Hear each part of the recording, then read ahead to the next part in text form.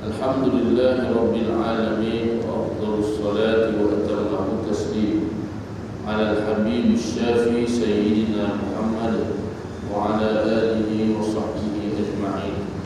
Qala rabbi shrah li sadri wa yassir li amri wa hlul 'uqdatam min lisani yafqahu qawli.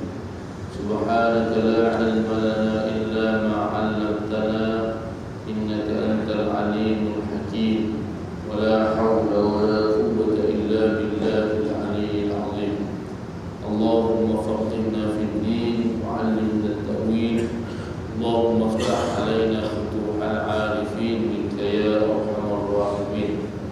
اللهم علمنا ما ينفعنا وانفعنا بما علمتنا. اللهم زدنا علما. اللهم ارزقنا فهما يا عليم. وصلى اللهم على سيدنا محمد وعلى آله وصحبه أجمعين. أما بعد، قال الله سبحانه وتعالى في القرآن العظيم بعد أعوذ بالله من الشيطان الرجيم بسم الله الرحمن الرحيم وجعلنا من الماء كل شيء حي أفلا يؤمنون. صدق الله العظيم. Al-Fadilah Tuan Imam, Al-Afadilah Tuan Ibu, para alim ulama, muslimin dan juga muslimat yang dirahmati Allah Subhanahu wa taala sekalian.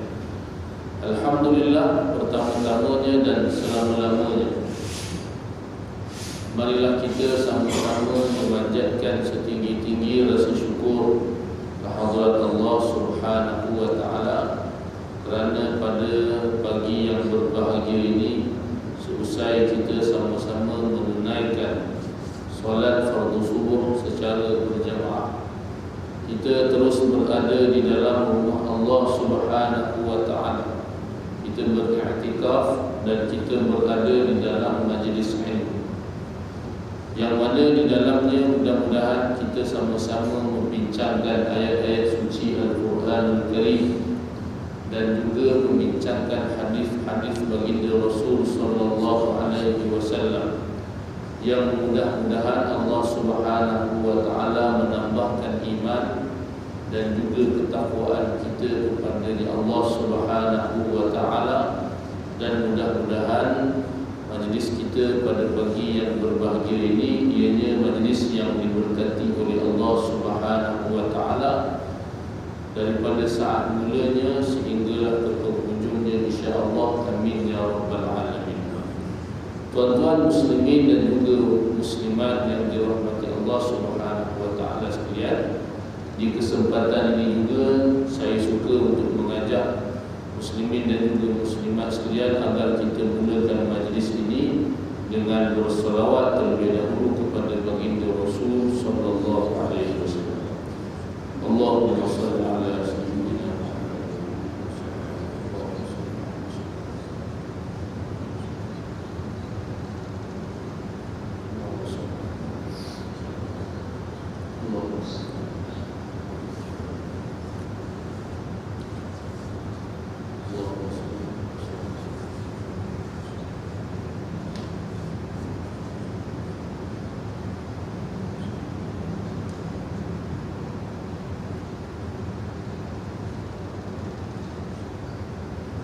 Muslimin dan juga muslimat yang dirahmati Allah Subhanahu wa taala sekalian, menyambung daripada perbincangan kuliah sirah kita daripada tajuk yang lalu berkenaan tentang keluarga baginda Rasul sallallahu alaihi wasallam.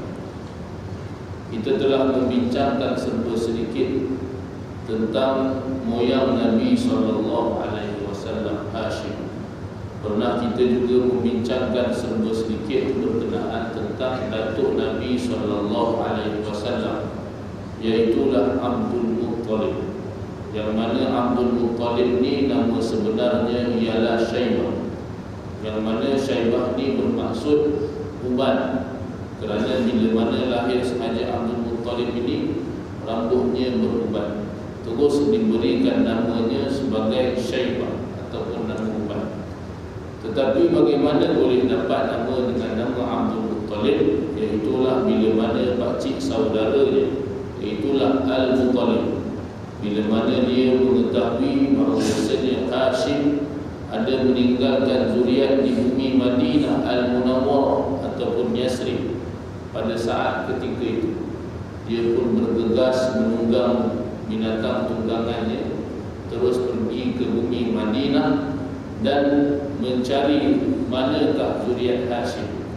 Lalu dia pun bertemu dengan Syaibah ataupun Abdul Muttalib ini. Dilihat wajahnya persis dengan wajah Hashim. Lalu dia pun mengangkat dan mengendong Syaibah ini dan meletakkan di atas tunggangannya, dan meminta izin kepada ibundanya Syaibah untuk dibawanya Syaibah ini pergi ke bumi Mekah Al-Mukarramah. Pada asalnya Syaibah ini dia tak nak untuk pergi bersama pakciknya Al-Muttalib ini ke bumi Mekah. Ibunya tak bagi. Tapi bila mana disebutkan tentang tanggungjawab yang akan dipikulkan ke atas budak ini Syaibah, iaitulah tanggungjawab yang telah ditinggalkan oleh ayahnya Hashim, itulah memberi makan dan juga minum kepada jemaah-jemaah haji. Maka barulah si ibu ini pun memberikan kepada Al-Muttalib untuk membawa Syaibah ataupun untuk membawa Abdul Muttalib ini pergi ke bumi Mekah Al-Mukarramah. Jadi mereka pun dalam perjalanan, tuan-tuan, Abdul Muttalib ataupun Syaibah ini, ianya pada asalnya comel lah dalam perjalanan nak musafir. Tapi bila musafir ini dia memakan masa yang lama, perjalanan yang jauh daripada Madinah nak pergi ke Mekah, dia bukan dekat-dekat, dia jauh. Kalau kita hari ini pun makan masa 5-6 jam untuk perjalanan itu. Jadi menaiki kenderaan itu pula kenderaan hayawan, tuan-tuan, wallahu alam, kuda ataupun unta. Tapi perjalanan yang jauh. Jadi seorang budak yang asalnya comel, yang cantik, bila dekat sampai Mekah ataupun bila sampai sahaja di Mekah jadi comel. Kemudiannya orang-orang Mekah menyangka bahawasanya budak yang dibawa oleh Al-Muttalib ini adalah hamba dia. Kemudian mereka pun mula memanggil ataupun menyebutkan inilah hamba kepada Abdul Muttalib, ataupun dalam bahasa Arabnya ada Abdul Muttalib. Asal nama budak tu Syaibah, tapi bila sampai Mekah nampak budak ni macam hamba pula, macam hamba kepada Al-Muttalib. Lalu mereka memanggil ada Abdul Muttalib, inilah hamba kepada Al-Muttalib itu. Lalu semenjak daripada itu maka terkenallah Syaibah ini dengan panggilan masyhurnya, iaitulah Abdul Muttalib. Bila mana Al-Muttalib meninggal dunia sahaja, disebutkan dia meninggal dunia di derman. Kemudian kuasanya ataupun memberi makan dan juga minum kepada jemaah haji ini, ianya diwariskan kepada Abdul Muttalib. Dan Abdul Muttalib ini, tuan-tuan, dia menjaga kerja pakciknya dan juga ayahnya. Dia telah diwariskan kepadanya kuasa tersebut dan dia dapat mampu menjalankan tanggungjawab tersebut dengan sebaik, bahkan lebih baik daripada nenek moyang dia sendiri. Dalam peristiwa Abdul Muttalib menjaga Mekah, ada dua peristiwa yang besar pada zaman dia itu. Yang pertamanya, pada zaman dia lah berlakunya peristiwa serangan tentera Abrahah ataupun pasukan tentera bergajah daripada Yaman yang diketuai oleh Abrahah As-Sabah, yang semata-mata tujuannya bersama dengan beberapa ekor gajah. Ada riwayat sebut 9, ada riwayat sebut 13, dan bersama dengan 60,000 bala tentera. Mereka datang daripada Sana'a Yaman, datang ingin meruntuhkan Kaabah Al-Musharrafah, tetapi digagalkan oleh Allah Subhanahu wa taala. Dan Allah SWT letakkan peristiwa ini di dalam surah Al-Fil. Alam tara kaifa fa'ala rabbuka bi ashabil fil. Yang ini peristiwa ini berlaku pada zaman Abdul Muttalib. Dan peristiwa ni tuan-tuan saya pernah bincangkan, kita pernah sebutkan ketika mana Maulidur Rasul sallallahu alaihi wasallam suatu ketika dah. Adapun satu peristiwa yang lain, yang ini tak berapa masyhurlah, tapi hebat juga peristiwa ini, iaitulah pada zaman Abdul Muttalib inilah dipertemukan dengan Telaga Zamzam. Setelah sekian lama tuan-tuan, air Zamzam ini pernah terputus seketika, iaitulah pada zaman Amr bin Haris. Dia adalah seorang ketua Jurhum. Ketika mana saat Jurhum dia mengendalikan urusan-urusan Mekah, meninggal sahaja, wafat sahaja Nabi Allah Ismail alaihissalam, yang mana air Zamzam ni memang bertemu ataupun Allah Subhanahu wa taala kurniakan pada zaman Nabi Allah Ismail alaihissalam. Kerana hentakan kaki, wallahu a'lam. Jadi air hebatlah, air mukjizat. Bila mana bertemu dengan air Zamzam, orang Jurhum pun melalui kawasan Mekah. Lalu kawasan Mekah nampak air Zamzam, nampak ada air. Sebelum itu diriwayatkan mereka pernah melalui kawasan tersebut, tapi tak ada air. Cuma kali ini lalu ada air pula. Bila ada air, dia minta izin kepada ibunya Nabi Allah Ismail alaihissalam, Hajar, untuk mereka menetap di situ. Hajar pun membenarkan kepada Jurhum ini untuk menetap di bumi Mekah Al-Mukarramah. Dan Nabi Allah Ismail alaihissalam membesar dengan orang-orang Jurhum, kahwin pula dengan puteri daripada ketua kabilah Jurhum. Dan bila mana wafat sahaja Nabi Allah Ismail alaihissalam, urusan pengendalian Kaabah dan juga Mekah ini ianya diwariskan kepada anak, dan kemudiannya kepada orang Jurhum. Sampailah pada zaman Amr bin Haris. Pada zaman ketika itu dikatakan bahawasanya orang-orang Jurhum telah melakukan kezaliman di bumi Mekah Al-Mukarramah. Dia buat zalim, lama pegang kuasa, kadang-kadang boleh lupa dengan kuasa dan leka dengan kuasa, sehingga melakukan kezaliman terhadap kuasa yang telah dianugerahkan. Ini yang bahaya, lama pegang. Jadi bila berkuasa dan melakukan kezaliman, salah guna kuasa, di sana akan datang sesuatu merupakan bala daripada Allah Subhanahu wa taala. Mana-mana pun, sehingga akhirnya jatuh kerajaan Islam pun tuan-tuan. Satu ketika dulu bila sampai penguasanya mereka-mereka yang cintakan dunia dan takut kepada mati, sebagaimana yang disabdakan Nabi sallallahu alaihi wasallam, akhirnya jatuh juga kerajaan Islam Utsmani pada satu ketika dahulu. Jadi begitu juga akhirnya Jurhum ini dia melakukan kezaliman. Dikatakan dia menghalalkan harta-harta Kaabah. Dikatakan juga dia melakukan kezaliman terhadap orang-orang yang datang menunaikan haji di bumi Mekah Al-Mukarramah. Akhirnya tuan-tuan, dia dihalau daripada bumi Mekah.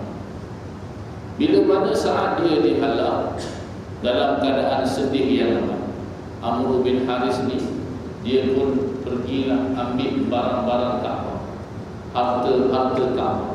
Sebab Kaabah ni dia banyak harta, tuan-tuan. Kaabah ni dia banyak harta. Macam-macam orang bagi kepada Kaabah. Macam masjid lah, masjid dia banyak harta, tuan-tuan. Dia banyak dia punya aset dia. Macam tu juga Kaabah, dia banyak harta dia, orang bagi dan sebagainya. Dan dia pun mengambil harta-harta Kaabah ni, dan dia telah meletakkan ataupun menimbus Telaga Zamzam. Di antara yang diletakkan tuan-tuan, iaitulah pembidang Kaabah. Banyaklah dia letak di dalam Telaga Zamzam, sehingga tertimbus Telaga Zamzam, tak keluar-keluar, dan dia menghilangkan di mana kesan Telaga Zamzam. Dan dia pun balik ke bumi Yaman, pergi ke bumi Yaman dalam keadaan kesedihan yang amat, nak meninggalkan bumi Mekah Al-Mukarramah. Begitulah Telaga Zam-Zam ini pernah terputus seketika. Lalu Mekah ini dikendalikan oleh Bani Khuza'ah 300 tahun, tak ada air Zam-Zam. Kemudiannya kembali kepada zaman Qusay bin Kilab. Zaman Qusay bin Kilab, barulah pengendalian Mekah ini kembali kepada keturunan Nabi Allah Ismail alaihi salam. Anaknya Abdul Manaf, kemudiannya Hashim, dan kemudiannya Abdul Muttalib. Pada zaman Abdul Muttalib barulah dipertemukan dengan Telaga Zam-Zam. Kisahnya bermula, tuan-tuan, bila mana Abdul Muttalib ini dia tidur berhampiran dengan Kaabah. Dia tidur dekat Hajarul Aswad. Ini dalam riwayat sebut. Dia tidur dekat Hajarul Aswad. Saya tak tahu lah kalau hari ini dapat tidur ke tidak dekat Hajarul Aswad. Nak cium Hajarul Aswad pun susah, bukan main. Ini tidur, tuan-tuan. Memang orang tak berebut lah dulu tu.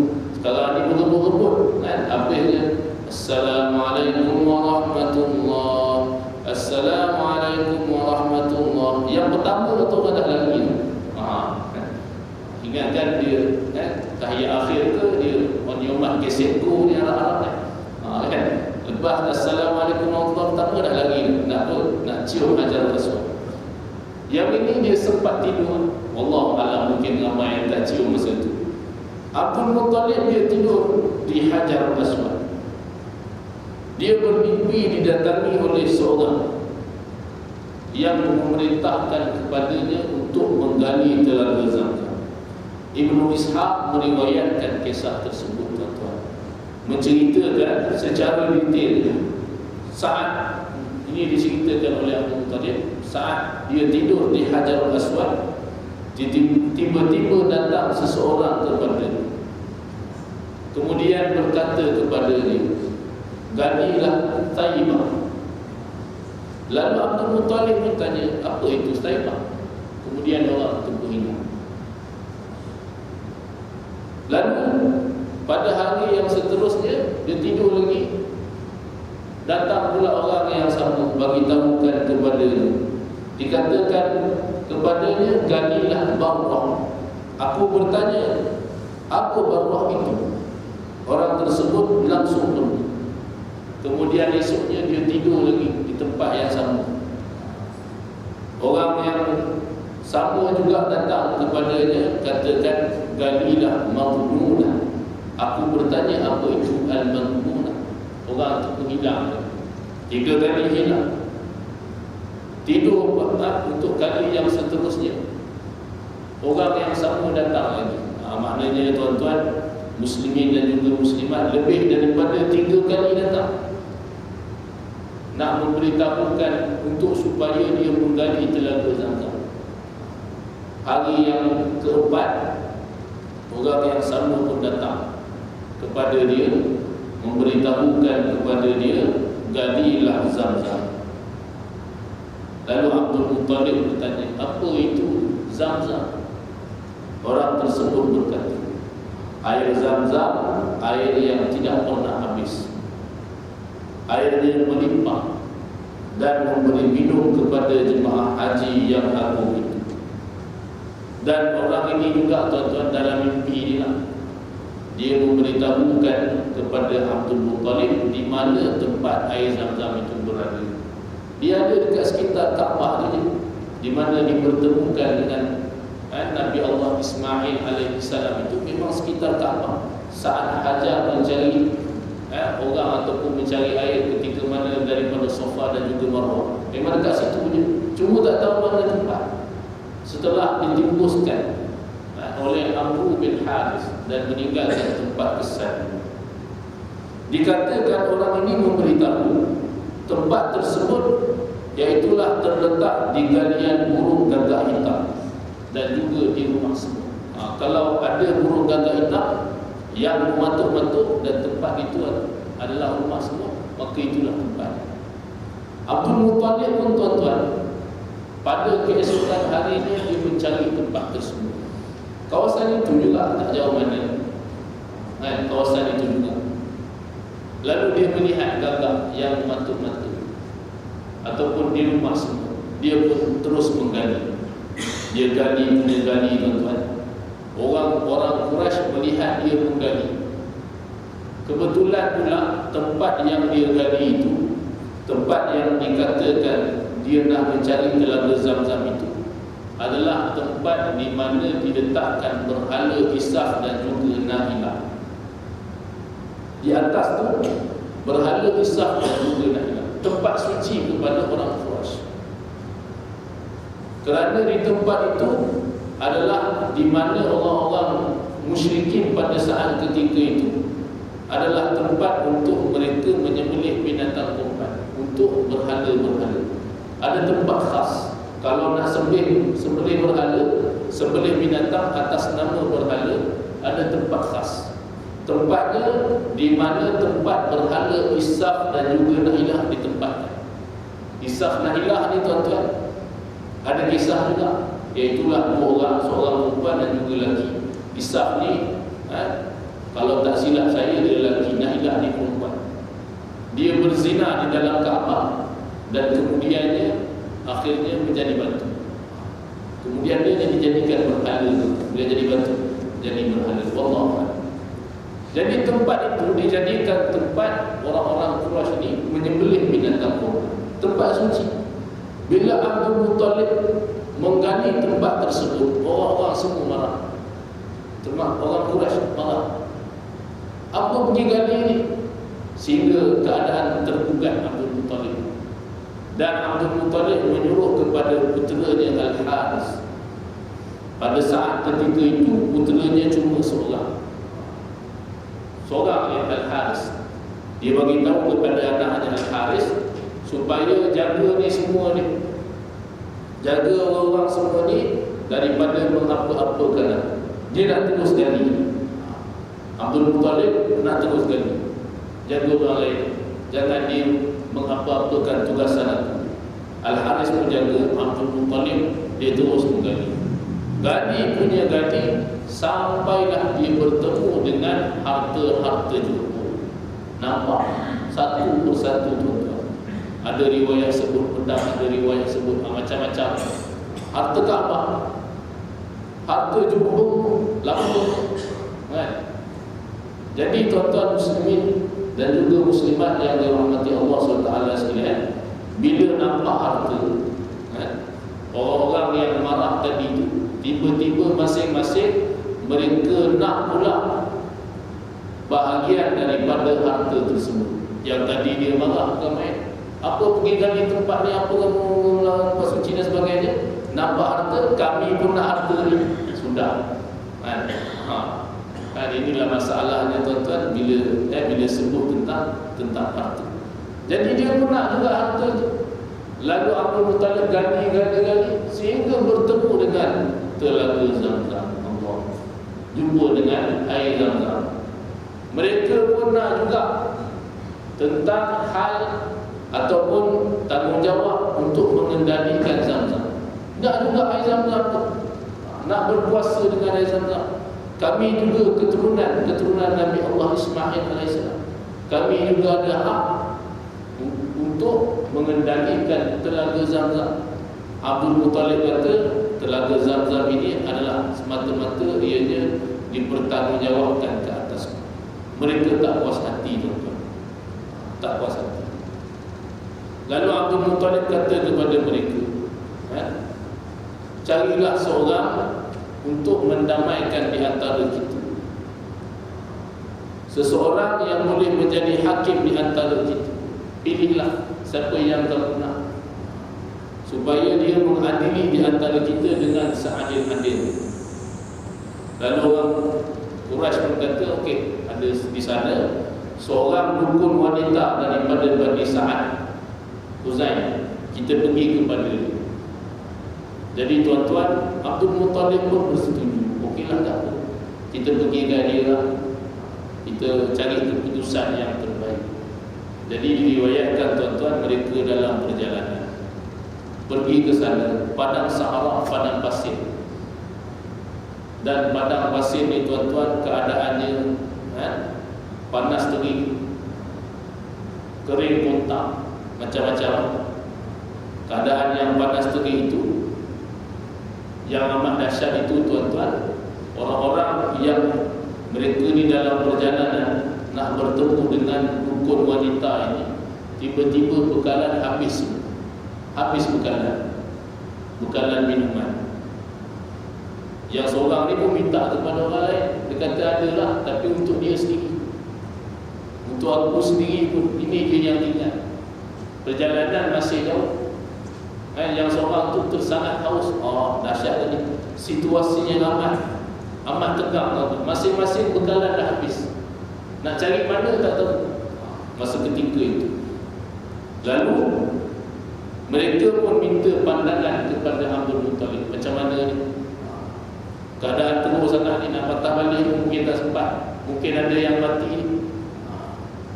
Jadi tuan-tuan muslimin dan juga muslimat yang dirahmati Allah SWT sekalian, Abdul Muttalib pun bagi pandangan. Dia bagi pandangan macam mana? Aku berpendapat, hendaklah setiap orang daripada kamu membuat galian untuk dirinya sesuai dengan kemampuan yang dimiliki. Masing-masing, tiap-tiap seorang daripada kita ni buat galian, buat kubur masing-masing sekadar yang dia mampu.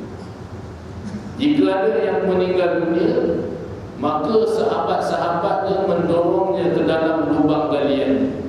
Kalau ada salah seorang saat dia menggali itu ada yang meninggal dunia, maka orang lain akan masukkanlah dia ke dalam galian yang telah digalinya sendiri.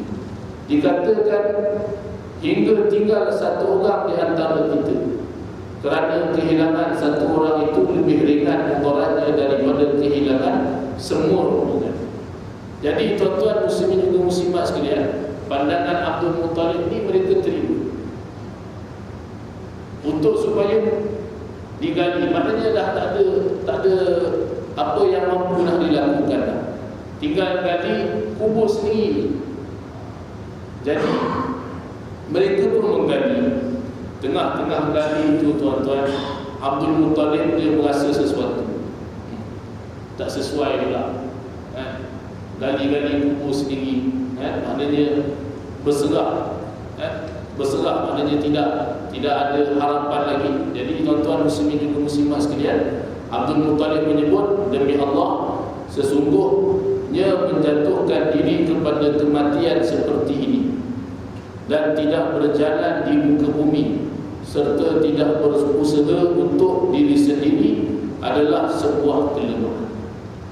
Mudah-mudahan Allah Subhanahu wa taala memberikan kepada kita air. Jadi Abdul Muttalib kata kepada mereka, pergilah kamu, tak payahlah gali kubur masing-masing ini. Kita berusaha juga, jalanlah. Kamu semua tak payah gali kubur ini. Jadi mereka pun naik di atas tunggangan masing-masing. Termasuklah Abdul Muttalib. Dia pun naik atas tunggangannya. Naik atas tunggangannya tuan-tuan, tiba-tiba binatang tunggangannya di bawah tapak kaki tunggangan Abdul Muttalib ini memancar air. Pada saat ketika itu, tiba-tiba binatang Abdul Muttalib di bawah telapak kakinya telah terpancar air. Jadi mereka semua disebutkan dalam riwayat bertakbir, bergembira yang amat, masing-masing minum daripada air tersebut dan diletakkan bekalan untuk supaya meneruskan perjalanan.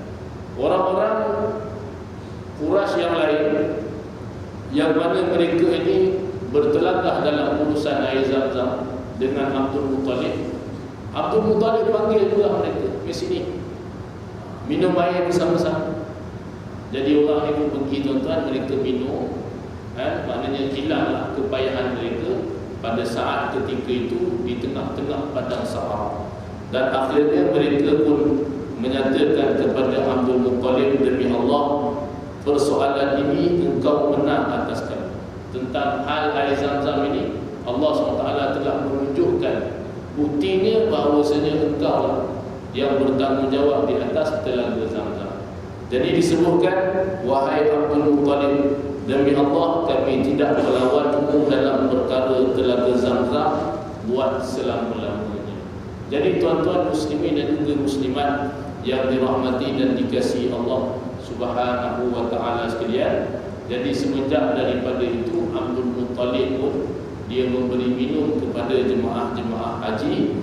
Dari pada sebelum ini dia bagi minum air perigi, telaga-telaga biasa. Tapi semenjak daripada saat itu Abdul Muttalib pun memberi minum kepada jemaah-jemaah haji, iaitulah air Zam-Zam. Sampai ke hari ini tuan-tuan, air Zam-Zam tidak pernah putus. Air yang merupakan air yang hebat, air mukjizat yang ianya disebutkan Nabi SAW, ma'u Zam-Zam lima syuriban. Air Zam-Zam bagi siapa yang minum dia. Hebatnya air Zam-Zam ni, orang yang niat untuk sesuatu dengan minum air Zam-Zam, Allah Subhanahu wa ta'ala akan menganugerahkan apa yang dihajatkan kepadanya dengan meminum air Zam-Zam. Subhanallah. Kalau tengok dari segi zahir hadis tu,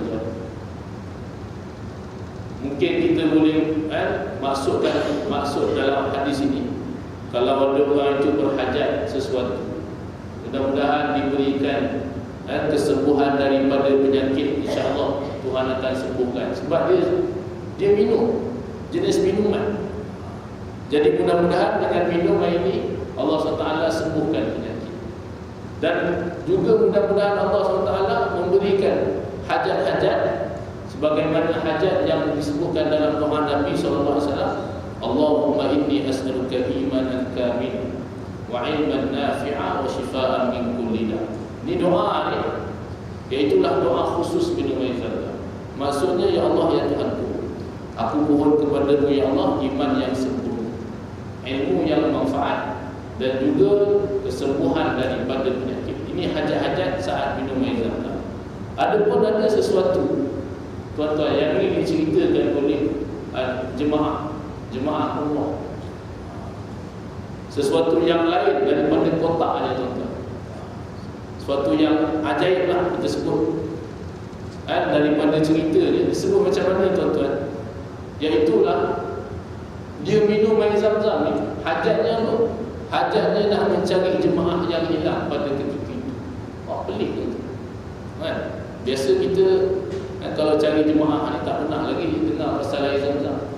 Tapi dia guna, tuan-tuan, sabda Nabi SAW, ma'u Zam-Zam lima syuriban. Air Zam-Zam kepada siapa yang minum dia. Jadi hamba Allah ni, ini cerita dia, pengalaman dia. Seorang jemaah hilang masa ketika itu, ialah Madinah. Ramai orang di Madinah pun ada air Zam-Zam. Lalu dia pun masa ketika itu dah tak ada peluang dah, ataupun tak tahu nak buat apa lagi. Dia pun ambil air Zam-Zam berdekatan dengan maqam Rasulullah sallallahu alaihi wasallam, dekat dengan maqam Nabi sallallahu alaihi wasallam. Dia pun sebutlah, ya Allah, sekian keberkatan Zam-Zam dan juga keberkatan maqam baginda Nabi Muhammad sallallahu alaihi wasallam. Maka ya Allah, pertemukanlah kami dengan orang yang hilang. Jadi tuan-tuan, hamba Allah ni cerita, lepas dia minum air Zam-Zam dengan doa sekian dan sebagainya, akhirnya dipertemukan selepas daripada itu. Memang ajaib bagi dia. Tiba-tiba jumpa terus dengan orang tersebut, tuan-tuan.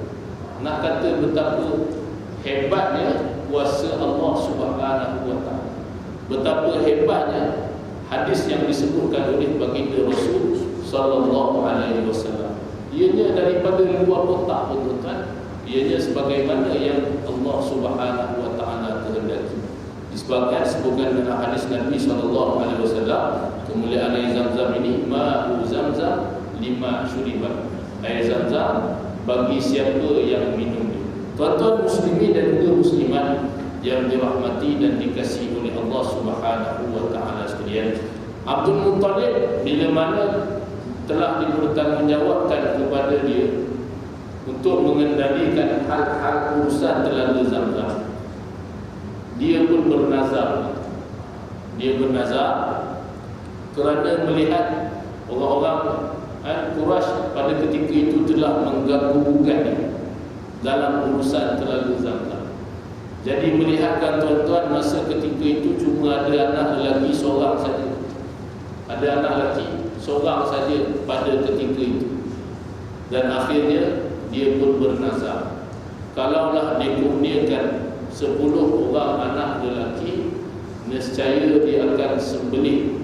Ataupun disebutkan di azabnya, kalaulah dia dikurniakan 10 orang anak lelaki dan kemudiannya anak itu membesar dengan sempurna dan mampu menjaga dia, nescaya dia akan menyembelih salah seorang daripada mereka yang 10 ini di hadapan Kaabah Al-Musharrafah. Ini nazar Abdul Muttalib. Tuan-tuan muslimin dan juga muslimat yang dirahmati dan dikasihi Allah Subhanahu wa taala sekalian, dan nazar ini diterima oleh Allah Subhanahu wa taala kepadanya Abdul Muttalib. Allah Subhanahu wa taala telah memurniakan kepadanya 10 orang anak lelaki, dan mereka ini mampu membesar semua dan mampu menjaga Abdul Muttalib. InsyaAllah tuan-tuan muslimin dan juga muslimat yang dirahmati Allah Subhanahu wa taala sekalian, dalam peristiwa tersebut insyaAllah pada masa yang akan datang ada kesempatan yang lain kita akan cuba bincangkan dengan lebih lanjut. Mudah-mudahan sedikit perbincangan kita pada pagi ini ianya akan memberikan kepada kita rasa kecintaan kepada baginda Rasul sallallahu alaihi wasallam dalam hal-hal peristiwa tentang ahli keluarga Nabi sallallahu alaihi wasallam.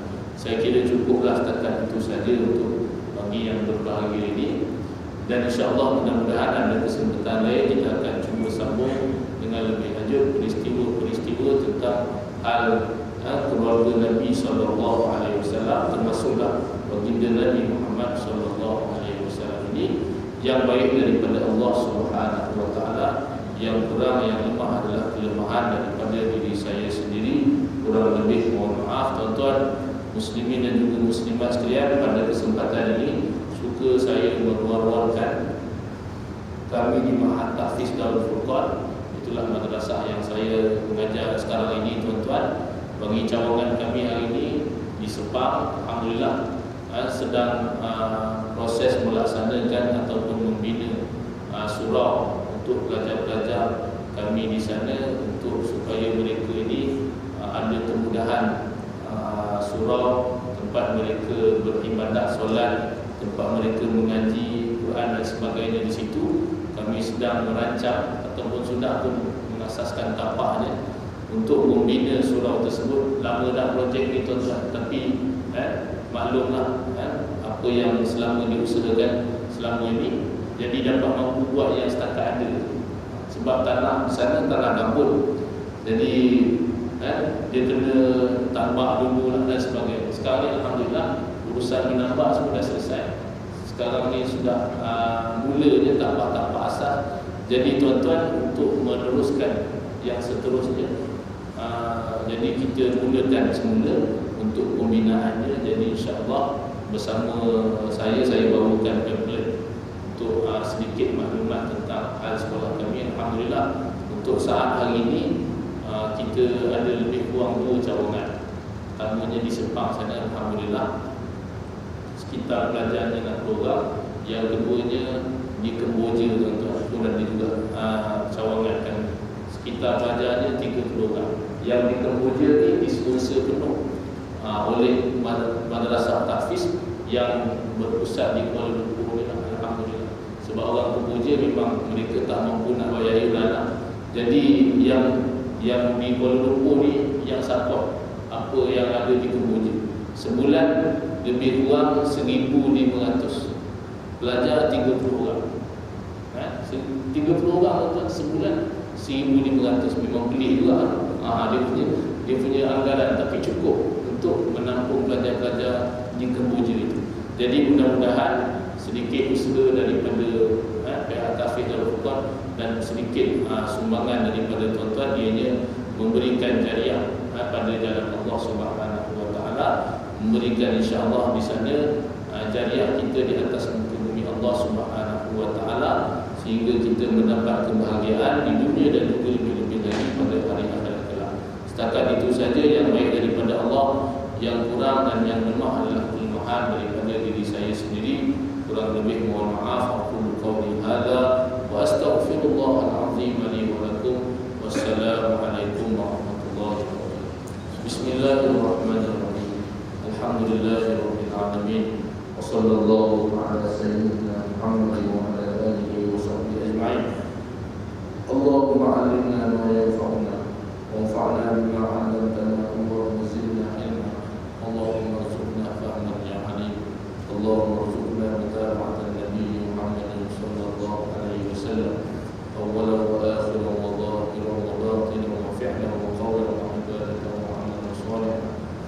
Allahumma inna nas'aluka hubban nabiy sallallahu alaihi wasallam wa hubban man yuhibbuka wa hubba 'amalin yuqarribuna ila 'abdika ya arhamar rahimin. Allahumma khtim lana bi husnil khatimah wa la takhtim 'alaina ya Allah bi su'il khatimah. Sallallahu ala sayyidina Muhammad wa ala alihi wa sahbihi ajma'in. Subhanakallahumma wa bihamdika asyhadu an la ilaha illa anta astaghfiruka wa atubu ilaik. Bismillahirrahmanirrahim. Wal 'asri innal insana lafi khusr illa alladhina amanu wa 'amilus solihati wa tawassaw bil haqq wa tawassaw bis sabr. Assalamualaikum warahmatullahi wabarakatuh.